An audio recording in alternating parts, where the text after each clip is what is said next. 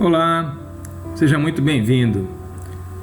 Dando continuidade ao fluido cósmico universal, que é o princípio de toda a criação, hoje nós estaremos abordando as questões da comunicação, do pensamento e como que nós manipulamos o fluido cósmico universal.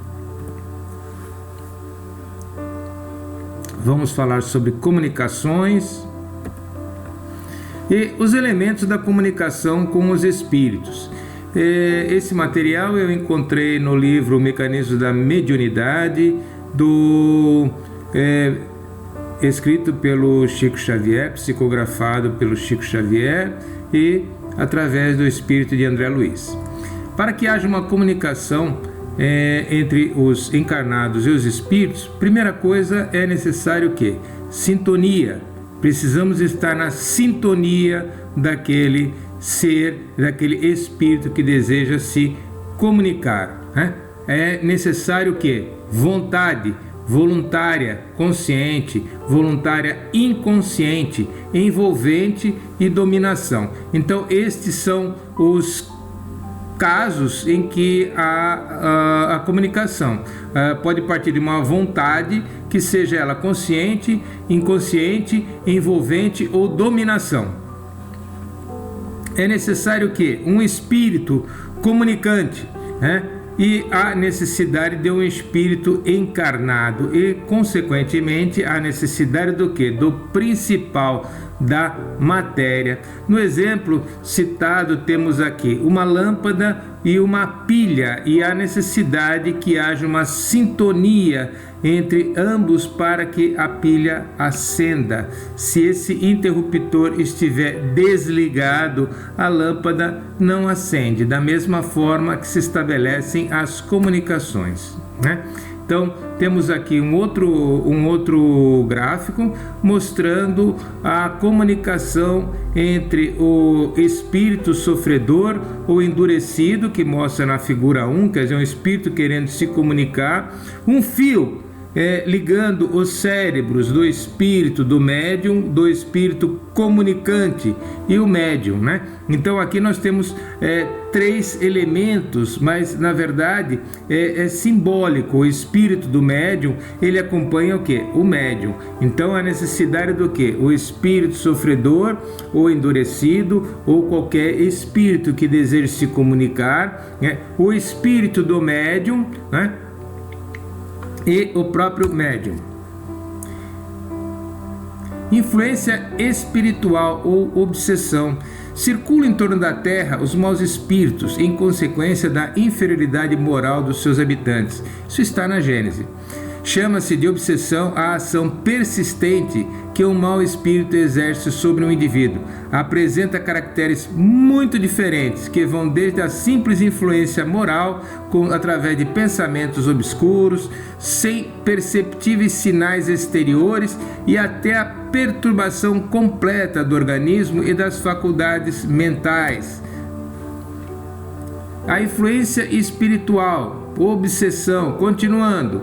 Assim como as enfermidades resultam das imperfeições físicas que tornam o corpo acessível às perniciosas influências exteriores, a obsessão decorre sempre de uma imperfeição moral que dá ascendência a um espírito mau. A uma causa física opõe-se uma força física, e a uma causa moral é preciso que se contraponha a essa força moral. Ou seja, a obsessão ocorre em espíritos fracos, em encarnados fracos, com uma influência moral, com sintonia moral bastante prejudicada. Para preservá-lo das enfermidades, fortifica-se o corpo, e para garanti-la contra a obsessão, tem-se que fortalecer a alma, donde que para o obsediado a necessidade de trabalhar por si a melhorar a si próprio, o que as mais das vezes basta para livrar do obsessor sem o socorro de terceiros, né? Mas se ele não conseguir, entretanto, torna-se necessário este socorro quando a obsessão degenera em subjugação, em possessão, porque neste caso o paciente não raro perde até a vontade ao livre-arbítrio e, em muitos casos, até a vontade de viver. Quase sempre a obsessão exprime a vingança tomada por um espírito cuja origem frequentemente se encontra nas relações anteriores que manteve com o obsediado em procedente existência. Na maioria das vezes é desejo de vingança.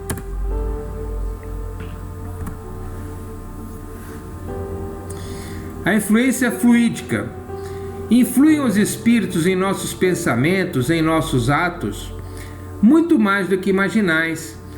E influem a tal ponto de que no limite são eles que vos dirigem. Essa pergunta foi feita por Allan Kardec no Livro dos Espíritos, questão 459, para se ter ideia da força que os espíritos podem exercer sobre nós encarnados, né?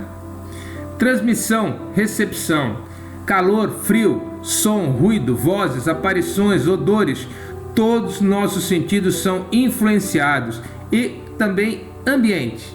Então, tudo isso nós percebemos. E qual é o nosso meio de entrar em contato com o mundo espiritual? É através de uma glândula que se localiza numa parte, a glândula epífise ou pineal, que se localiza na parte posterior do cérebro, né? É ela responsável pela nossa percepção. Mediunidades bastante desenvolvidas, elas possuem várias formas de percepção do mundo espiritual e também da comunicação com o mundo espiritual. Ela pode ser mais ou menos desenvolvidas, mas todos nós temos a percepção de pensamento, ou seja, não conseguimos identificar claramente, mas na maioria das vezes temos até dificuldade de saber se o pensamento é nosso ou se é alguma coisa que nos está sendo sugerido. Manifestações a respeito das comunicações. As manifestações fluídicas do ser espiritual ocorrem em todos os momentos da nossa vida. Um cumprimento carinhoso, a simpatia de agradecer ou servir, a face pode dar sinais, irradiar a simpatia ou antipatia, raiva, gosto ou desgosto.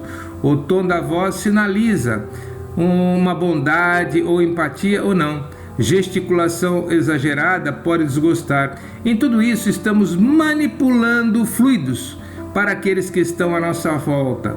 O perfume e até o mau cheiro. Tudo isso irradia percepções, respeito e simpatia ou não com aqueles com os quais nós comunicamos no mundo dos encarnados e também dos desencarnados. E ambientes também irradiam a energia fluídica daqueles que lá se encontram. A paz nos templos religiosos, igreja, de qualquer credo, de qualquer centros espíritas, ambientes com muita energia densa, odores. Quem nunca percebeu algum cheiro diferente, como suor, cachimbo, ervas, em alguns lugares, vozes, barulhos e aparições? São formas como que nós encontramos e percebemos alguma presença espiritual.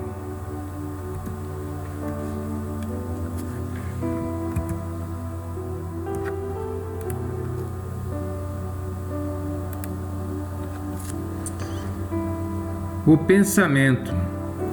Somos o que pensamos.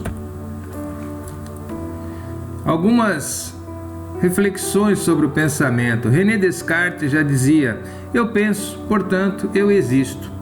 Penso, logo sou. Friedrich Nietzsche. Somos exatamente o que pensamos. Eu consigo controlar meus pensamentos?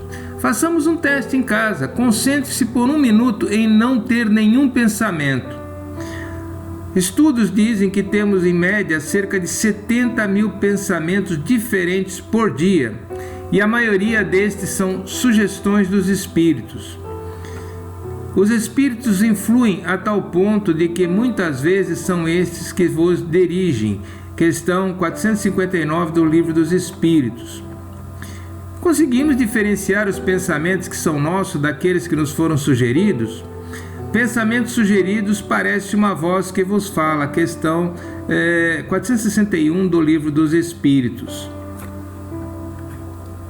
Por que Deus permite tamanha interferência dos espíritos? Deus nos deu o livre-arbítrio. Temos que superar esses ataques para a nossa evolução. Ser bom dá trabalho, por isso a maioria dos bons conselhos são ignorados. Os espíritos bons nos aconselham e se afastam, exatamente para não interferir no livre-arbítrio. Já os espíritos inferiores, estes são insistentes e não nos deixam. Atenção, o que chamam de voz da consciência pode não ser. A obsessão é substantivo feminino que significa um comportamento de importunar, perseguir de forma insistente. Também pode indicar um estado de preocupação permanente com relação a alguma coisa. Como que o pensamento ocorre? Então temos de um lado, do lado esquerdo, o ser espiritual e do outro lado o objetivo. Então o ser espiritual usa o conhecimento, a sabedoria, a intuição, as preocupações, os valores morais e éticos que isso gera o quê? O pensamento. Normalmente os ataques dos espíritos ocorrem nos momentos de fraqueza, em que nos tornamos mais vulneráveis e é mais fácil deles atacarem. Sentimentos de medo, insegurança, mágoa, ciúmes, inveja facilitam penetrar nos nossos sentimentos. Ataques dos espíritos inferiores e sofredores. Vícios, prazeres, é uma porta aberta para os ataques. Depressão, tudo isso acaba gerando o quê? A depressão, e eles acabam conseguindo o que eles querem. Quando é um caso de uma obsessão ostensiva, eles levam a pessoa até ao suicídio. Remorso, arrependimento também é outro sentimento que acaba nos deixando vulneráveis aos ataques dos espíritos. Mas fazer o quê? Todo mundo é suscetível a esse tipo de sentimento? Sim, tirando vícios, prazeres, inveja, mágoa, o resto tudo nós temos. Nós temos que perceber que nós estamos vulneráveis e entrar em oração, entrar num centro espírita, receber um passe, para quê? Para nos fortalecer, para não deixar vulneráveis. O principal também é um desejo de vingança, As necessidades que temos com as nossas relações, muitas vezes temos desejo de vingança. Isso é uma porta aberta para ataques. Emanamos e recebemos energias de acordo com a nossa condição moral. Pensamento influencia. Bons pensamentos criam um halo que nos protege contra os ataques. Visto nesse gráfico aqui, os espíritos malignos tentando penetrar numa pessoa encarnada e não consegue. Ela está com a aura pura, está com bons pensamentos, eles não conseguem penetrar. O pensamento é uma onda de energia que navega pelo espaço cósmico. É a forma mais natural de manipularmos o espírito universal, atingindo a todos os espaços do universo. Pensamentos de boa qualidade, como nas orações, chegam ao destinatário, trazendo a ajuda necessária para nós e para aqueles por quem nós pedimos. Por outro lado, pensamentos como inveja, ódio e medo trazem malefícios, facilitam a ação de entidades maléficas. É a fonte mais poderosa de transmitir e captar energias,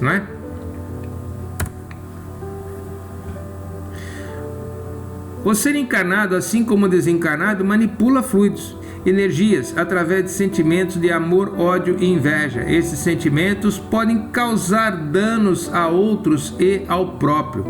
Quando desejamos mal a alguém, enviamos energias, fluidos deletérios para a pessoa.